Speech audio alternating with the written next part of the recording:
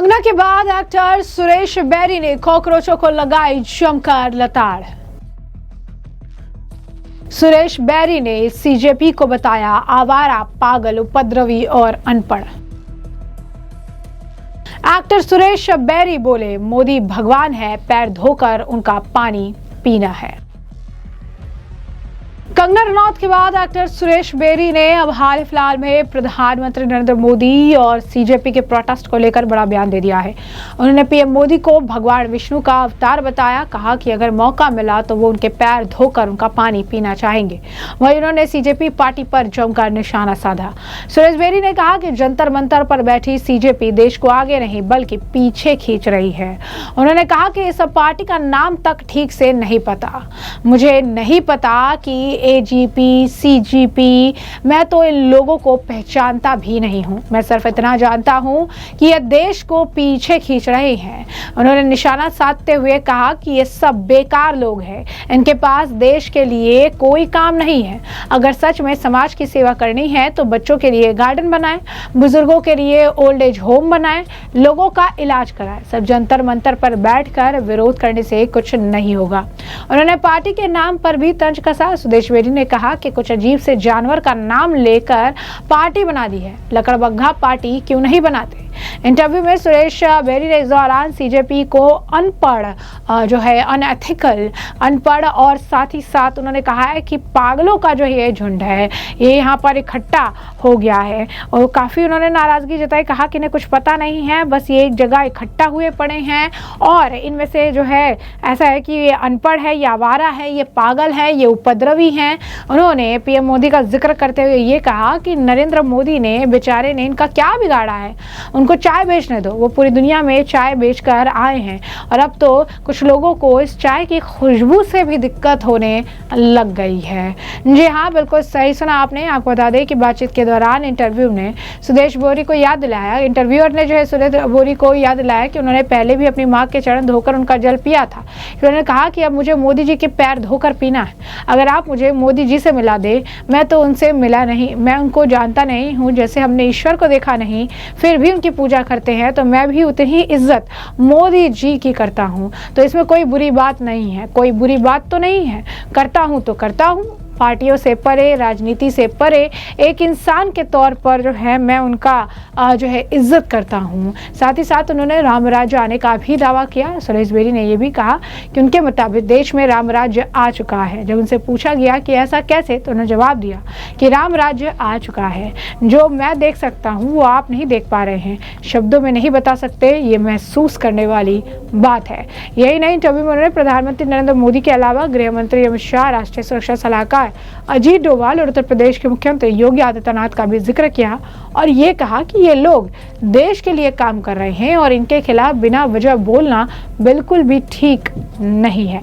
यानी साफ तौर पर उन्होंने उन लोगों की बोलती बंद कर दी, उन एक्टर्स की बोलती बंद कर दी जो लगातार इस मुद्दे को लेकर जो है बयानबाजी कर रहे थे, लगातार इस मुद्दे को लेकर तमाम तरीके के जो है रिएक्शन दे रहे थे। सिर्फ यही नहीं, आपको बता दें कि इस लिस्ट में एक्टर सुधांशु पांडे का नाम भी शामिल हो चुका है, क्योंकि सुधांशु पांडे ने तो यहाँ तक कह दिया है कि जिन सेलिब्रिटीज़ ने, खासकर में देखा होगा कि सोनाक्षी सिन्हा, फिर आलिया भट्ट और कई सारे जो है सेलिब्रिटीज़ ऐसे सपोर्ट में सीजेपी के आए, तो उन्होंने कहा था कि जो सेलिब्रिटीज़ ने सीजेपी प्रोटेस्ट को जंतर मंतर पे सपोर्ट किया है उनसे भी सवाल पूछना चाहिए। जो ये इंटायर नेशन है उन्होंने देखा है कि वहाँ पर जो ये प्रदर्शन हैं वो क्या कर रहे थे। इनमें से ज़्यादातर तो स्टूडेंट्स भी नहीं है, यानी यहाँ पे ज़्यादातर छात्र भी नहीं है। तो ऐसे में जो लोग इसका समर्थन कर रहे थे उनसे भी सवाल पूछना चाहिए।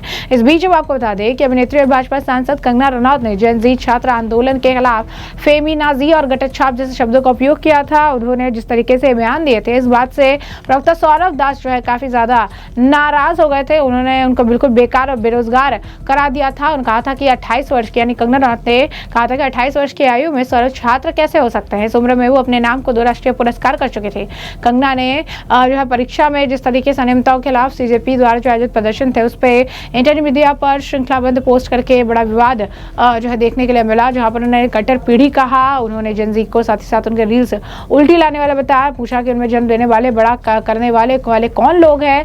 एक इंस्टाग्राम सेल्फी वीडियो में सांसद ने भी कहा कि मीडिया कुछ प्रदर्शनकारियों के गटर छाप और नैतिक और गंदे व्यवहार को सामान्य न करे, हम इस समाज में से स्वीकार नहीं करते। सीजे प्रवक्ता सौरभ दास ने अब इस मामले को लेकर जो है बयानबाजी दोनों तरफ से चल रही है। इस बीच उनका एक बयान जो है वायरल हो रहा है, जिसमें उन्होंने ये कहा कि कंगना रनौत जो है जैसे तैसे MP बन गई है, जिसके बाद सौरभ दास को सोशल मीडिया पर भी भयंकर तरीके से ट्रोल किया जा रहा है और लोग उन्हें एक आप कह सकते हैं कि रियलिटी चेक दे रहे हैं और ये कह रहे हैं कि जैसे तैसे नहीं बनी है, बल्कि जनता ने उन्हें जो है MP बनाया है और उन्होंने तकरीबन जो है 5 लाख से ज़्यादा वोट लेकर वो जो है MP बनी है। और साथ ही साथ उन्होंने ये भी कहा कि 75,000 प्लस वोटों से ज़्यादा उन्होंने जो है अपने आप कह सकते हैं कि जीत जो है इतना बड़ा मार्जिन के साथ उन्होंने जीत दर्ज की, इतना लोगों का विश्वास उन पर है और उनको लगता है कि अगर MP बनना इतना आसान है कि कोई भी इंसान जैसे तैसे MP बन सकता है, तो उन्हें खुद जो है चुनाव लड़ना चाहिए और जो वोटर्स हैं उनके मत का सम्मान करना चाहिए। यानी लोगों ने यहाँ पे चैलेंज करना भी शुरू कर दिया है। इस बीच सौरभ दास क्या कह रहे थे, सुनिए।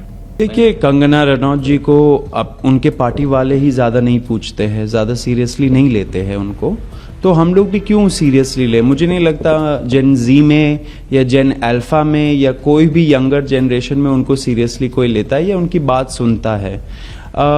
वो पॉलिटिशियन है, नेता बन गई है।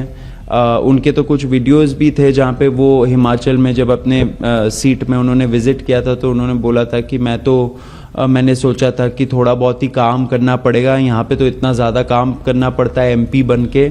तो ये उनका सीरियसनेस दिखाता है। वो हमें अनसीरियस जनरेशन बोल रही है, लेकिन उनका सीरियसनेस उन्होंने ही खुद को एक्सपोज कर दिया था।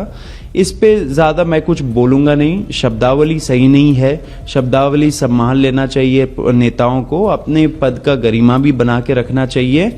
आपसे कई गुना ज़्यादा जेनजी ने इस देश के लिए किया है, कर रहे हैं। इस देश के लोकतंत्र में भरोसा फिर से जगाने का काम जेनजी ने किया है, आपने नहीं किया है, तो ये आप जरूर याद रखिए। तो जैसे कि आपने उनका बयान सुना कंगना रनौत के खिलाफ, तो उन्होंने बोला ही, साथ ही साथ अभिजीत दीपके से भी जब इससे रिलेटेड बयान पूछा गया तो अभिजीत दीपके ने कहा कि वो नॉन सीरियस पॉलिटिशियंस है। कहा कि आपने कितनी बार उन्हें संसद में देखा है, जो नॉन सीरियस पॉलिटिशियंस है, जो पार्ट टाइम पॉलिटिशियंस है, मैं उनके लिए कुछ नहीं कहूँगा। कोई सीरियस है, कोई ऐसा बयान तो उस पर बताइए। क्या कह रहे हैं अभिजीत दीपके, सुनिए। कंगना रनौत आखिरी बार पार्लियामेंट में कब दिखी थी? सीरियस पॉलिटिशियंस के कोई रिएक्शन होंगे तो मुझे वो बता दीजिए। पार्ट टाइम पॉलिटिशियंस के ऊपर मैं कमेंट नहीं करूँ। जैसे कि आपने बयान सुन लिया है, आपको बता दें कि कंगना रनौत और CJP के बीच में लगातार इस तरीके का जो कोल्ड वॉर है वो देखने के लिए मिल रहा है। लगातार बयानबाजियों का दौर है।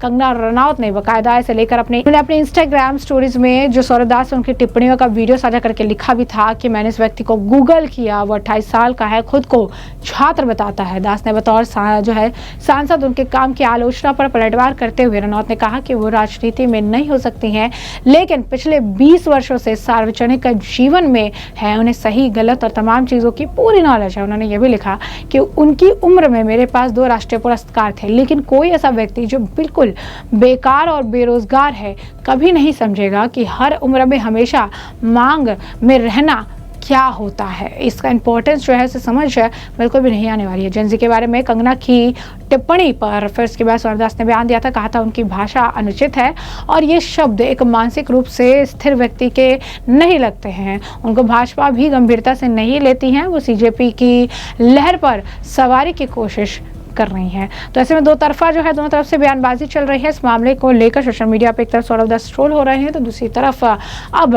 आप कह सकते हैं सुरेश बेरी ने CJP की असलियत दिखा दी है। इस पूरे मामले पर अब आपकी भी जो राय हो हमें कमेंट सेक्शन में कमेंट करके जरूर से जरूर साझा करिएगा। धन्यवाद।